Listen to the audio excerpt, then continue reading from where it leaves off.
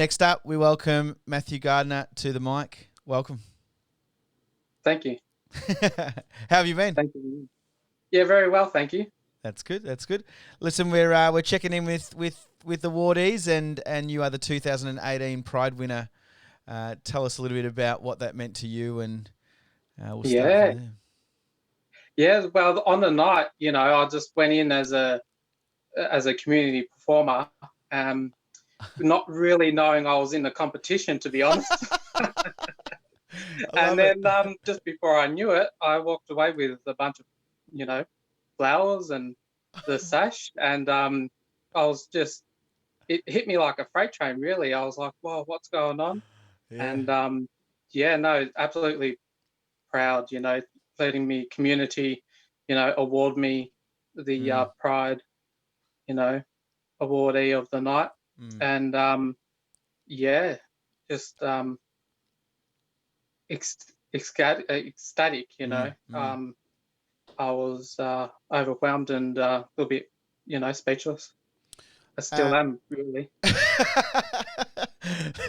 it's really it goes to show how important these moments are for our First Nations community, and in particular the Pride community. This award's just a new one for majority of the NAIDOC communities around Australia. But tell us about the importance within your own community of getting this award. Oh, like I said, at last year's interview with I think it was ABC, Mm, um, and which was hosted by MidSummer. You know, it's a, an honor and the pride within yourself to come out into the community, mm, performing on a night or even just attending, mm, being amongst, your community, the being at, your home, mm, your second home, um, and for everyone to support it and also culturally, bringing back a little bit of the cultural aspect mm, of the LGBTQI, community back in the day. You were mm, treated as such. You weren't. You know, some mobs didn't really um, disown you as such. They embraced of who you actually are, and you. That's when sister girl and brother boy came into it, mm. and they treated you and such and accepted you in the community, playing big roles. Yeah. What's can you give us a little insight into what the night was like? Were you nervous before? And it's a little bit of a different format than the other events we've got, where you get to really strut your stuff and put a bit of Yeah. flair on your presentation. Tell us what you got up to. Yeah. So that night I actually constructed a little bit of my own wardrobe, which I, I was very proud of for the Yeah, first you time made it making yourself. something. And I actually won that night, so I was like, oh wow. No, I have a performing background Mm, in doing cultural dancing mm, um, with my siblings and cousins and extended community members um, ever since I was 5 or 6, and then I went on to Irish dancing as well. So I've very comfortable on the stage. mm. A little bit of butterflies before getting on in the green room, um, but as soon as I got stepped foot on the stage, all that stress and worry just went away, and a cool rush of calm, which I'm glad because it was a familiar feeling, Mm. and then having the audience clap and really engaging, that really lifts you up. And that's when because I'm more of a uh, audience participation, you know, Mm. performer as well. I love getting the mob in the crowd out, getting up and dancing too. So that makes me even feel even more comfortable on stage. What was your week like following?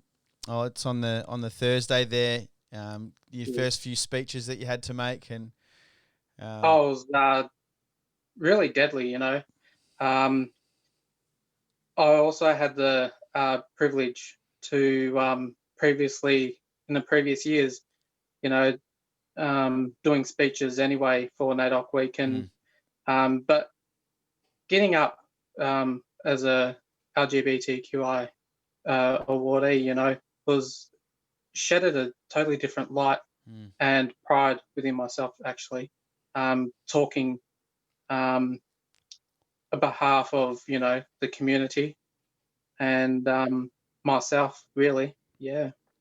And what's the winner goes on to represent blackfellas in the MidSummer Festival? Is that right?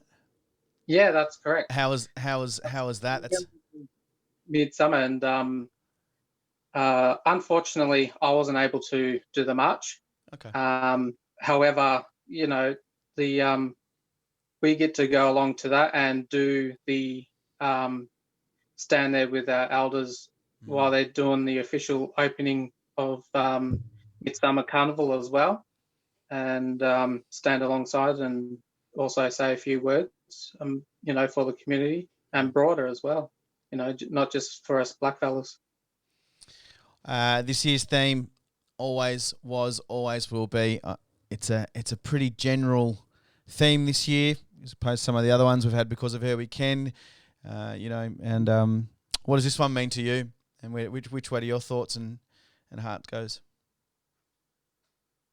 I to be honest, it's really sets it in concrete with especially what's going on at the moment.